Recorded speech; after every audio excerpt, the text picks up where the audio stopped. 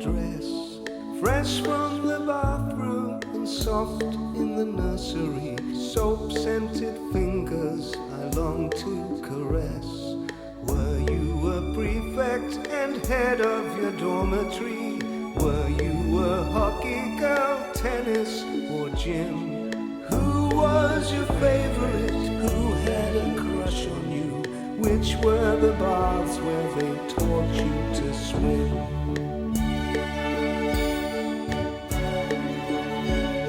Smooth down the avenue glitters the bicycle, black stocking legs under navy blue serge.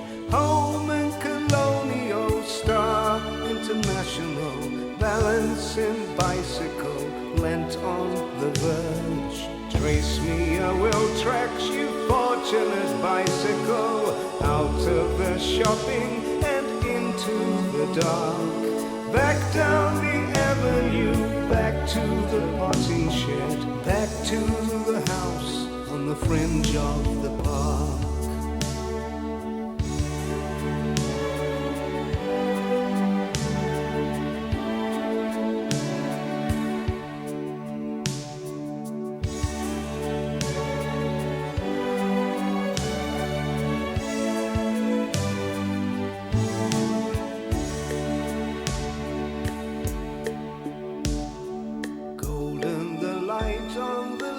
Of Myfanway, golden the light on the book on her knee. Finger mark pages of Rackham's, Hans Andersen. Time for the children to come down to tea. Old Fuller's angel cake, Robertson's marmalade, Liberty lampshade, come shine on us all. My, what a spread for the friends of Myfanway, some in the alcove and some in the hall.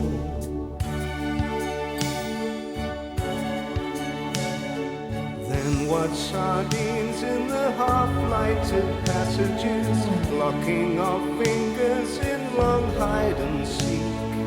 You will protect me, my silken Myfanway, ringleader, tomboy, and chum to the weak.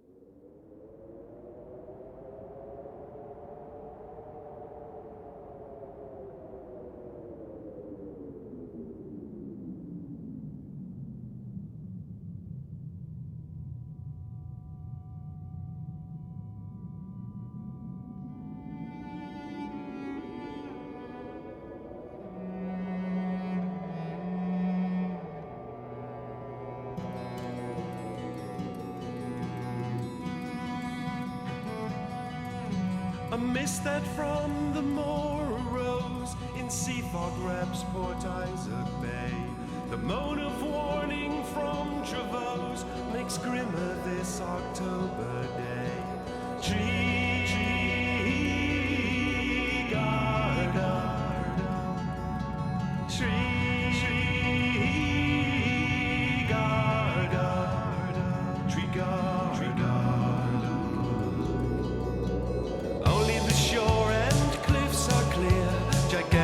Slithering shells of slate, in waiting awfulness appear, like journalism full of hate.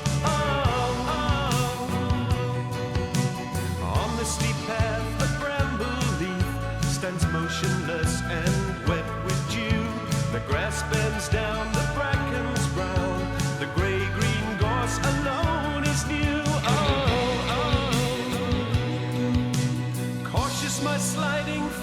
steps go to quarried rock and dripping cave. The ocean leaden still below has hardly strength to lift a wave.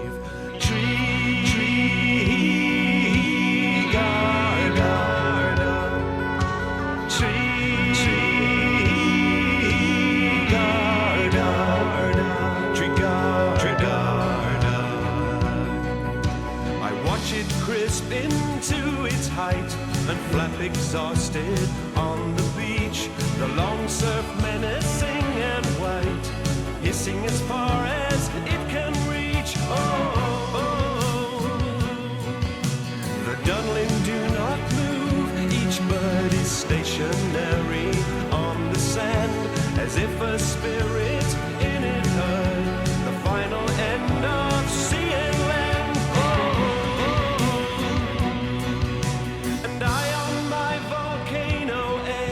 Exposed to ridicule and hate, still do not dare to leap the ledge and smash to pieces on the slate.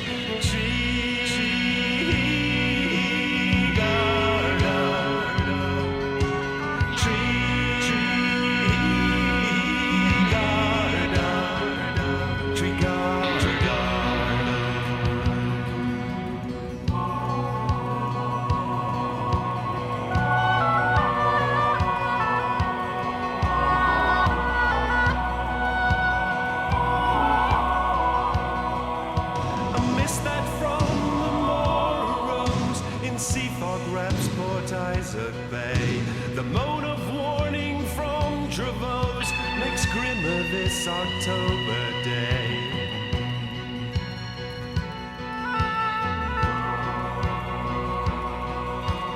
Grimmer this October day. Grimmer this October day. Makes grimmer this October day.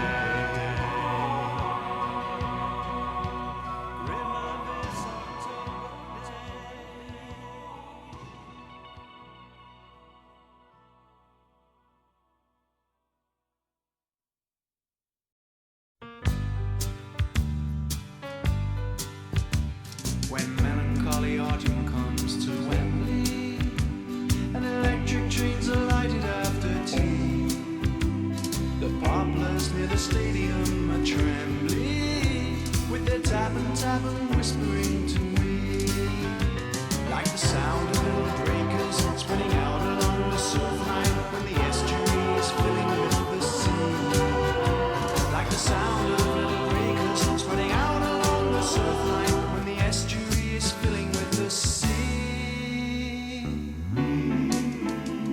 Then Harrow on the hills, a rocky island, and Harrow churchyard full of sailors' graves, and the constant clicking kissing of the trolley buses hissing is the level to the Wilston turn to waves, and the rumble of the railway is the thunder of the rollers as they gather up for plunging into caves, and the rumble of the railway is the thunder of the rollers as they gather up for plunging into caves. There's a storm cloud to the westward over Kenton. There's a line of harbour lights at Perryvale. Is it rounding rough Pentire in a flood of sunset fire? The little fleet of trawlers under sail. Can those boats be only rooftops as they stream along the skyline in a race for port and Padstow with the gale? Can those boats be only rooftops as they stream along the skyline in a race for port and Padstow with the gale? When melancholy autumn comes to Wembley, and electric trains are lighted after tea, the poplars near the stadium are trembling, with their tap and whispering to me.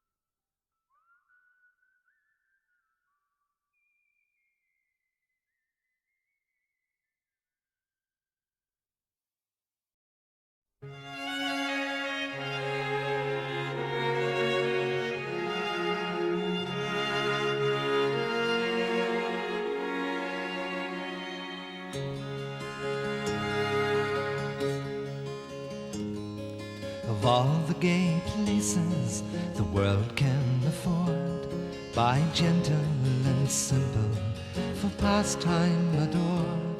Fine balls, fine concerts, fine buildings and springs, fine walks and fine views, and 1,000 fine things, not to mention the sweet situation and air.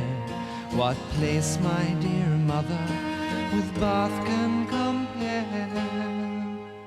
It's 200 years since he got in his stride and cantered away with a new Bath guide. His spondees and dactyls were quite a success. Several editions were called from the press. The guidebook consisted of letters in rhyme of the follies and fashions of Bath at the time. I notice a quiver come over my pen as I think of the follies and fashions since then. Proud city of Bath, with your crescents and squares, your hoary old abbey, your playbills and chairs, plentiful chapels where preachers would preach, and a different doctrine expounded in each. Your gallant assemblies where squires took their daughters, your medicinal springs where the wives took their waters, terraces trim and the comely young wenches, cobbled back streets with their privies and stenches. How varied and human did Bath then appear, as the roar of the Avon rolled up from the weir. In those days, no doubt, there was not so much taste. Now there's so much, it is all run to waste. Working out methods of cutting down cost, so that moldings, proportions, and texture are lost in a uniform nothingness. This I first find is the terrible tech with its pointed behind. New houses are units, people are digits. Bath has been planned into quarters for midgets. Official designs are aggressively neuter, the Puritan work of an eyeless computer. Goodbye to old Bath, we who loved you are sorry.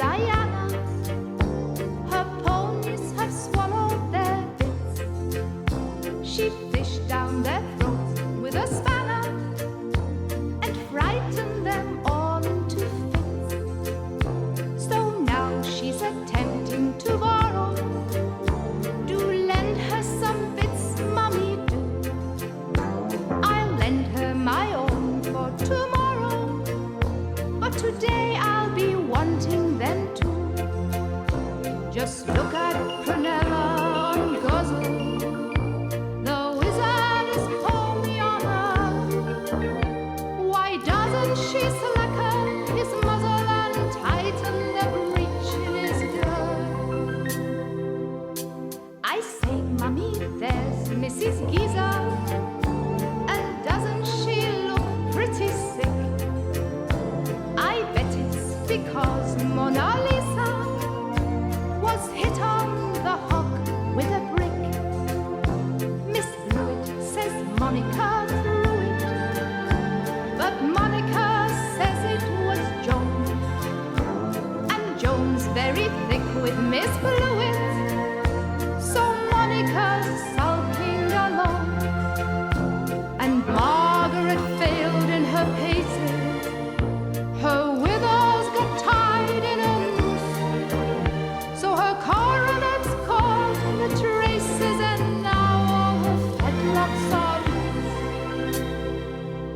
Oh, it's me now, I'm terribly nervous. I wonder if Smudges will shine. She's practically certain to swab us. Her Pelham is over one eye.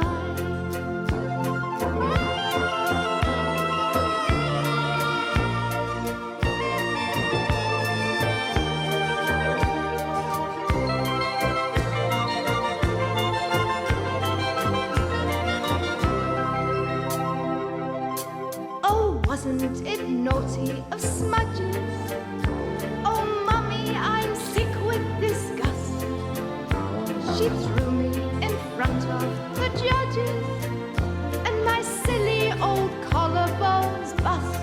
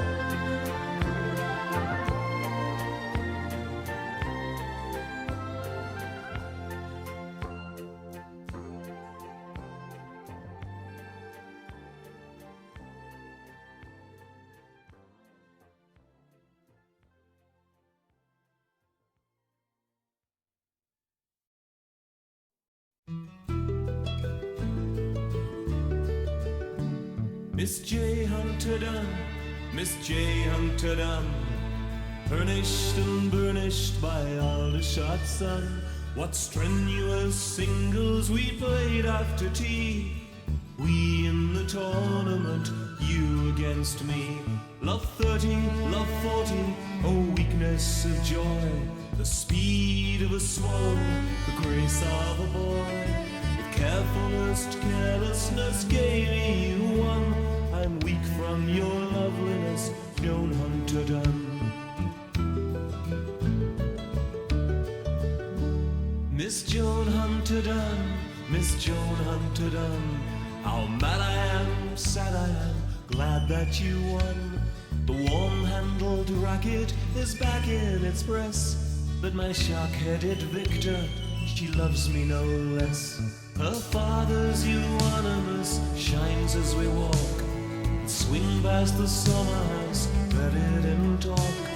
The cool veranda that welcomes us in to the 6 o'clock news and a lime juice and gin.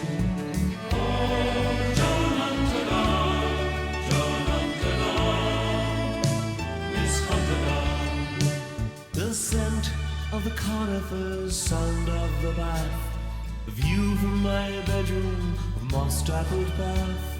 As I struggle with double and evening tie, for we dance at the golf club, my Victor and I.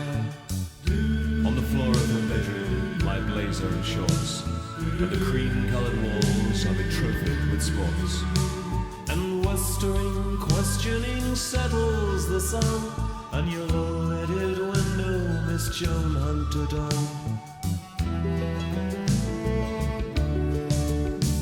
The Hillman is waiting, the lights in the hall, the pictures of Egypt are bright on the wall. My sweet, I am standing beside the old stair, and there on the landings, the light on your hair. By roads not adopted, by woodlanded ways, she drove to the club in a late summer haze. Into 9 o'clock, candlely heavy with bells, and mushroomy, pine-woody, evergreen smells.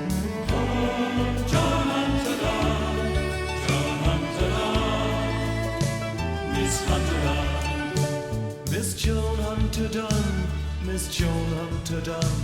I can hear from the car park the dance has begun. Who follows her in twilight in Portugal? Oh, strongly adorable tennis girl's hand. Oh, rounders are rovers and Austins are far. Above us the intimate roof of the car. And here on my right is the girl of my choice, with a tilt of her nose and the chime of her voice. And the scent of her wrap and the words never said, the ominous, ominous dancing ahead. We sat in the car park till 20 to 1. Now I'm engaged to Miss Joan Hunter Dunn.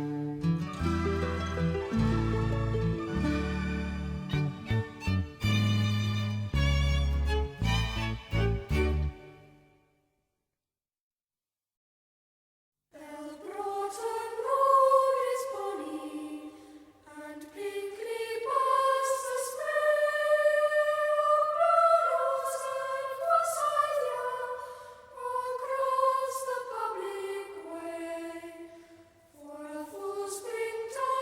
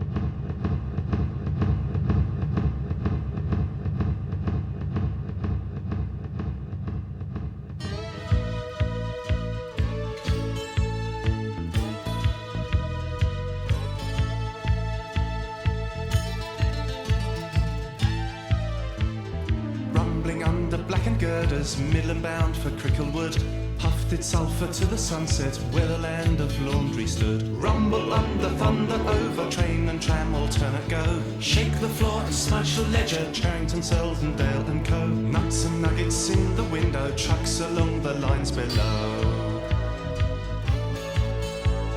When the Bon Marché was shattered, when the feet were hot and tired, outside Charrington's we waited by the stop here if required. Launched aboard the shopping basket, sat precipitately down. Rock past Wandsworth, the bakers, and the terrorist blackish brown, and the curious Anglo-Norman parish church of Kentish Town. Till the tram went over 30, sighting Terminus again, past municipal lawn tennis and the bottle hanging planes. Soft below suburban evening, caught our Ashloss Fields fire. 1860 early English as the mighty elms retire. Either side of Brookfield mansions, flashing fine French window fire. Oh, the after tram ride quiet when we heard a mile beyond silver music from the bandstand, barking dogs by Highgate Pond. Up the hill where stucco houses in Virginia creep a drown, and my childish wave of pity seeing children carrying down sheets of drooping dandelions to the courts of Kentish Town.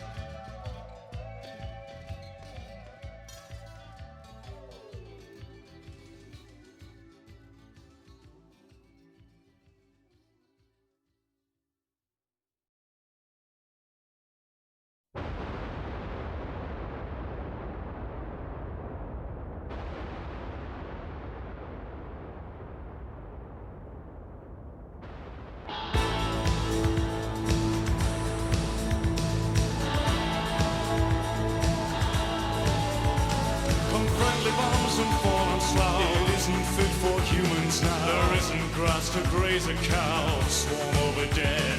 Come bombs and blow to smithereens those air-conditioned bright canteens. Tin fruit, tin meat, tin milk, tin beans, tin mines, tin breath. Mess up the mess they call a town, a house for 97 down, and once a week a half a crown for 20 years. And get that man with double chin who always cheat and always win, who washes his repulsive skin in women's tears, and smash his desk of polished oak, and smash his hands so used to stroke up his boring dirty joke, and make him yell, and spare the bullion clerks who are the prophets of the stinking cat. It's not their fault that they are mad, they've tasted hell. It's not their fault they do not know the bird song from the radio. It's not their fault they often go to Maidenhead and talk of sports and makes of cars in various bogus tudor bars. As Sam look up and see the stars, but belch instead in labor-saving homes with care. Their wives frizz out peroxide hair and dry it in synthetic air and paint their nails.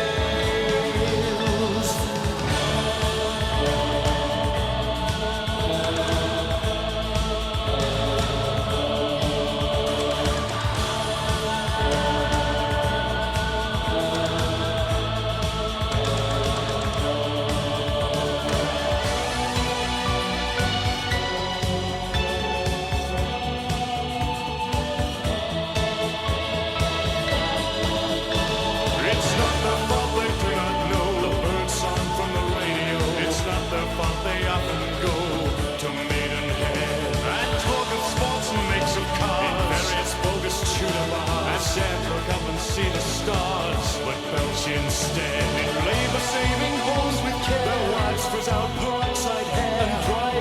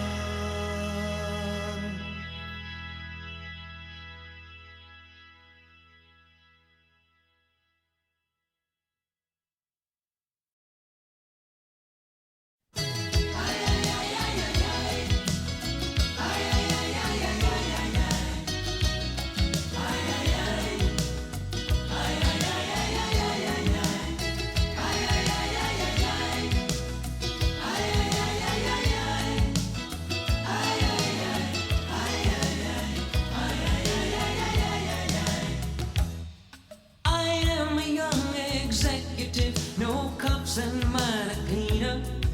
I have a slimline briefcase, and I use the firm's Cortina. In every roadside hostlery, from here to Burgess Hill, the maitre d'hotel all know me well, and they let me sign the bill. You ask me what it is I do. Well, actually, you know, I'm partly a liaison man, I'm partly PRO. Essentially, I integrate the current export drive. And basically, I'm viable from 10 o'clock till 5. The vital of the record world, that's talking transport-wise. I've a Scarlet Aston Martin, and does she go, she fly. Pedestrians and dogs and cats, we mark them down for slaughter. I also own a speedboat, which has never touched the water. She's built of fiberglass, of course, I call her Amanda Jane. After a bird I used to know, no soda please, just plain. And how did I acquire her? What to tell you about that? And to put you in the picture, I must wear my other hat. You ask me what it is I do. Well, actually, you know, I'm partly a liaison man, partly PRO. Essentially, I integrate the current export drive. And basically, I'm liable from 10 o'clock till 5. Oh, I do some mild developing, the sort of place I need. There's a quiet country market town that's rather run to see. A luncheon and a drink or two, a little savoir-faire. I fix the planning officer, the town clock and the mayor. And if some preservationist attempts to interfere, a dangerous structure notice from the borough engineer will settle any buildings that are standing in our way. The modern style, sir, with respect, is really coming to stay. You ask me what it is I do. Well, actually, you know, I'm partly a liaison man, I'm partly PRO. Essentially, I integrate the current export drive.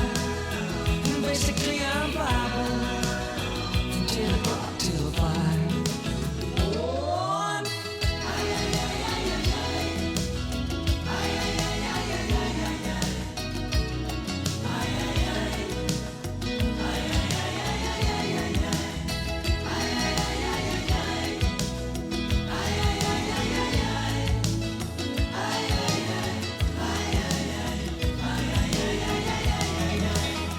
Basically, I'm viable from 10 o'clock till 5.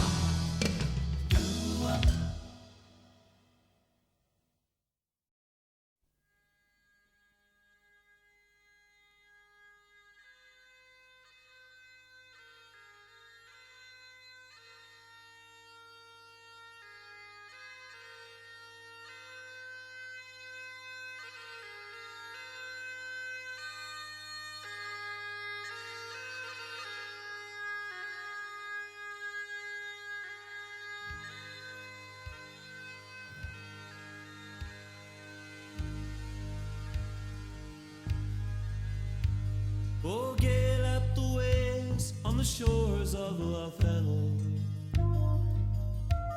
and sweet smelled the breeze mid the garlic and fennel.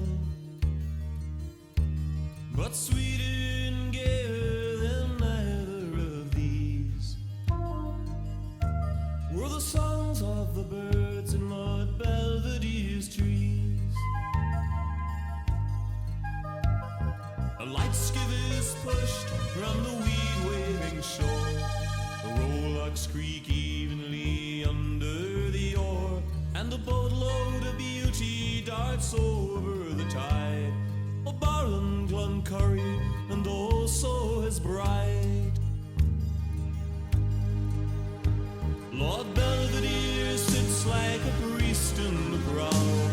the Lady Mountcashel sits next to him now, and both need the black eyes to balance the boat, with so much nobility ever afloat. The party's arranged on the opposite shore. Lord Clonmore is present, and one or two more. But why has the Lady Glencurry such fears? Oh, one of the guests will be Baronet Pearce. The grotto is reached and the party's alight. The feast is spread out and begun, what a sight! The girders of jelly and bowls of champagne, and a terrible munch from the Baron Kilmaine. In the shell-covered shelter the grotto affords, the meats and the pies are arranged on the boards. The nobility laugh and are free from all worry, excepting the bride of the Baron Glencurry. But his lordship is gayer than ever before. He laughs like the ripples that lap the lake shore, nor thinks that his bride has the slightest of fears, lest one of the guests be the Baronet Pearce. A caracal rolling along on the grass, servants make way to allow it to pass. A high-stepping grey and the wheels flashing yellow. Sir John in the seat, what a capital fellow! Huzzah for Sir John, and huzzah for the Fete! Oh, without his assistance, no fate is complete. Oh, gay is the garland the ladies will wreath, for the handsomest blade in the county Westmeath. The harness is off with a jingle of steel. The grey in the grass crops an emerald meal. Sir John saunters up with a smile and a bow, and the Lady Glencurry is next to him now. Her eyes on the landscape she don't seem to hear. Passing remark he designs for her ear. For smooth as a phantom and proud as a stork, the Lady Glencurry continues her walk.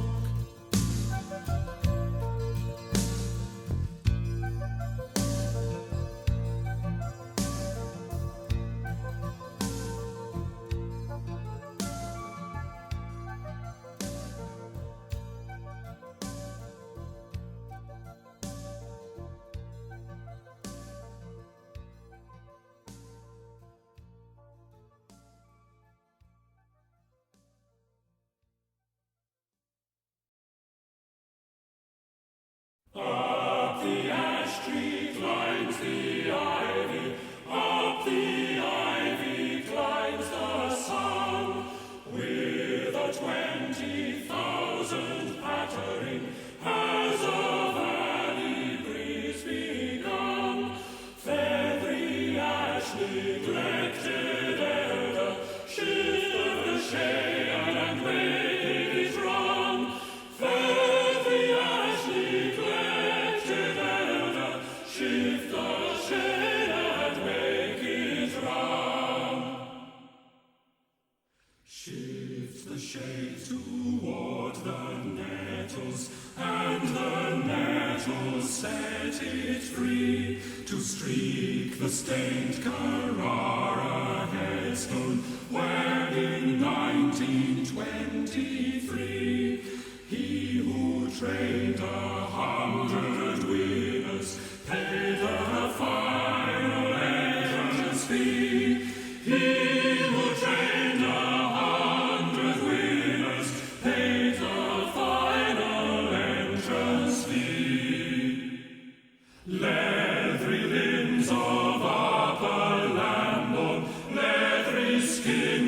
from sun and wind.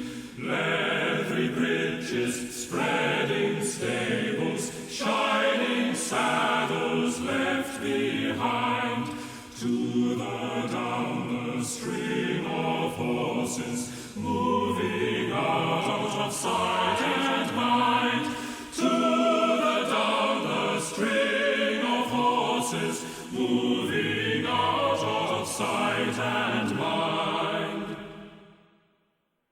Feathery ash in leathery Lambourne waves above the Sarsen stone, and Edwardian plantations so coniferously moan, as to make the swelling downland far surrounding seem their own, as to make the swelling downland far surrounding seem their own.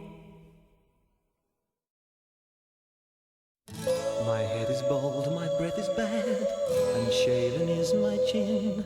I have not now the joys I had when I was young in sin.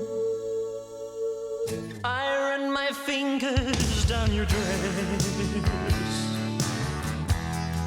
with Brandy's certain name, and you respond to my caress, and maybe you feel the same. But I've a picture of my own on this reunion night, wherein two skeletons are shown to hold each other tight. Dark sockets look on emptiness, which once was loving light. The mouth that opens for a kiss has got no tongue inside.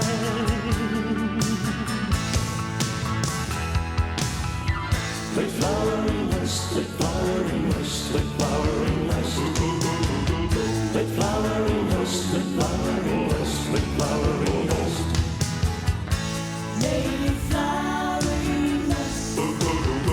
I cling to you, inflamed with fear, as now you cling to me. I feel how frail you are, my dear, and wonder what will be. A week or 20 years remain, and then what kind of death? A losing fight with frightful pain, or a gasping fight for breath.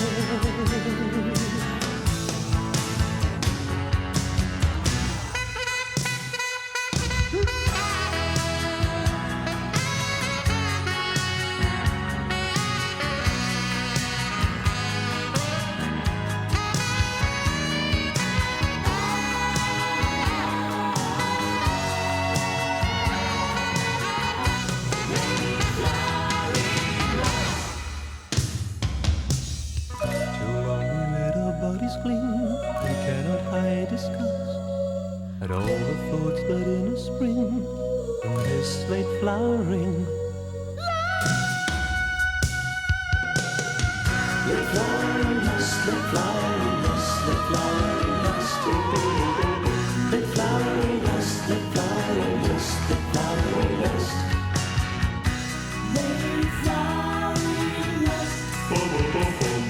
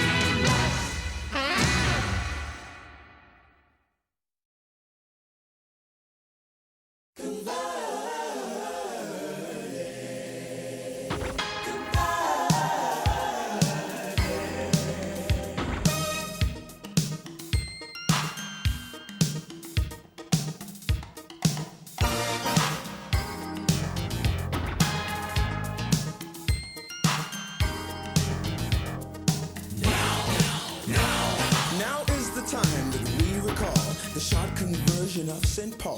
Converted, turned the wrong way round. A man who seemed to then quite sound. Keen on religion, very keen. No one, it seems, had ever been so keen on persecuting those who said that Christ was God and chose to die for this absurd belief. As Christ had died beside the thief, then in the sudden blinding light, Paul knew that Christ was God all right. Conversion of St. Paul. Conversion of St. Paul. He knew as certainly as we know you are you and I am me. He knew as certainly as we know you are you and I am me. Conversion, conversion, conversion. Ooh, yeah. Conversion, ooh, conversion, conversion of St. Paul. He's converted, and very promptly lost his sight. He's converted.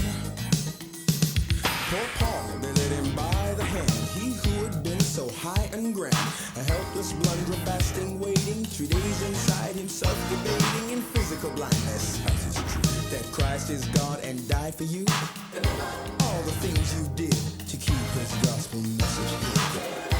How you helped them even to throw the stones that murdered Stephen. And do you think that you are strong enough to own that you were wrong? They must have been an awful time, those 3 long days repenting crime. Till Ananias came and Paul received his sight, and more than all his former strength, and was baptized. So Paul was often criticized by modern people who are annoyed at his conversion, saying, but they omit the really vital point of it, which isn't how it was achieved, but what it was that Paul believed. Conversion of St. Paul. Conversion of St. Paul. He knew as certainly as we know you are you and I am me. He knew as certainly as we know you are you and I am me. Conversion, conversion, conversion. Ooh, yeah. Conversion, ooh, conversion, conversion of St. Paul. Ooh, yeah, yeah. He's converted. He knew as certainly as we. He's converted. That Christ was all he claimed to be. What is conversion? Turn around. From chaos to a love profound. What is conversion? Turn around. Turn around. From chaos to is an abyss in which the only life is this. Such a belief is quite alright if you are sure, like Mrs. Knight, and think morality will do for all the ills we're subject to. Raise your eyes and see an explanation of it all. Injustice, cancer's cruel pain, all suffering that seems in vain. The vastness of the universe, creatures like centipedes and worse, all part of an enormous plan which mortal eyes can never scan. And out of it came God to man. Conversion of St. Paul. Conversion of St. Paul. He knew as certainly as we know you are you and I am me. He knew as certainly as we know you are you and I am me. Conversion, conversion, conversion, conversion, conversion, conversion of St. Paul. Jesus is God and friend to show the world we live in belong. He's just an antechamber where before his father's house prepared.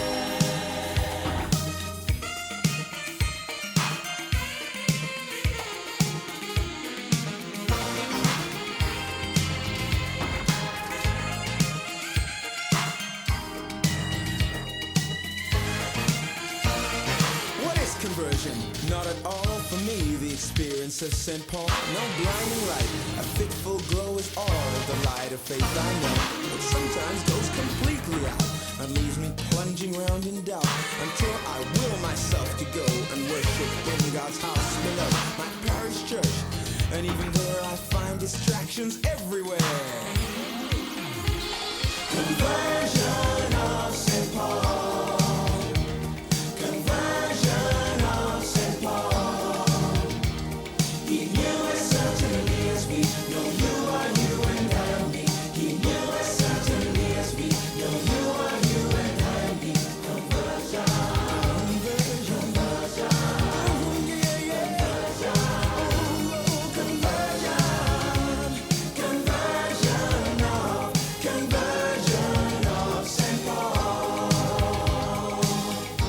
He's been turned around now. He's converted. He's been converted. He's converted. Hey. What is conversion? Turning around to gaze upon a love profound. For some of us see Jesus plain and never once look back again. But most of us turn slow to see the figure hanging on a tree, and stumble on and blindly grow, upheld by intermittent hope. God grant before we die, we all may see the light as did St. Paul. Conversion of St. Paul. Conversion of St. Paul. He knew as certainly as we know you are you and I am me. He knew as certainly as we know you are you and I am me. Conversion. Conversion. Conversion. Turned around. Conversion. Conversion. Conversion of St. Paul. He's converted. Conversion of St. Paul. Conversion of St. Paul. He knew as certainly as we know you are you and I am me. He knew as certainly as we know you are you and I am me. Conversion. Conversion. Conversion.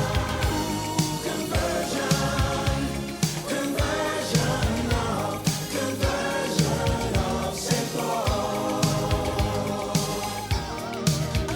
Sing it for me. He's converted. He's converted.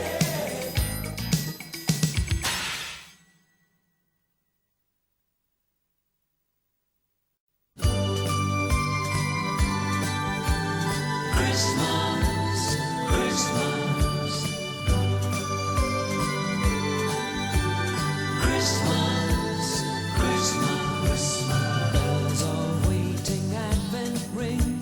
The tortoise stove is lit again, and lamp oil light across the night has caught the streaks of winter rain. In many a stained glass window sheen, from crimson lake to hooker's green. The holly in the windy hedge, and round the manor house the yew will soon be stripped to deck the ledge, the altar font and arch and pew, so that the villagers can say the church looks nice on Christmas Day. Christmas, Christmas, Christmas, Christmas. Provincial public houses blaze, and corporation tram cars clang. On lighted tenements I gaze, where paper decorations hang, and bunting in the red town hall says Merry Christmas to you all. And London shops on Christmas Eve are strung with silver bells and flowers, as hurrying clocks are set in heat to pigeon-haunted classic towers. Marbled clouds go scudding by the many steepled London sky.